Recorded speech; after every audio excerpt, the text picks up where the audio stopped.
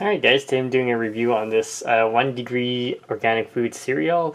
As you can see, it's gluten-free, sprouted, and brown rice. This was actually really cheap. It is, like I said, certified gluten-free, non-GMO. Let's look at the side. You guys want to read that? Pause the video. There's just more stuff there. Here's the nutrient panel. 10 grams of sugar. There you go. Let's open this up and do a quick taste test. So people always ask me for snack options and stuff like that, so this was, like I said, really cheap. So actually quite surprised.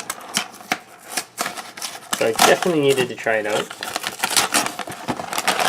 This is what it looks like. Oh, there we go.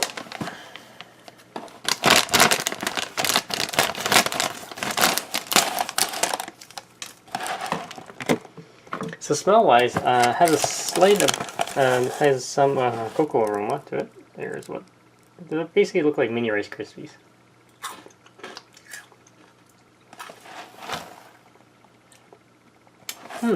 Tastes pretty good. Subtle sweetness, and like I said, it just tastes like Rice Krispies but with chocolate flavor. Definitely check it out, guys. If you have questions, comments, post them below and subscribe to the channel.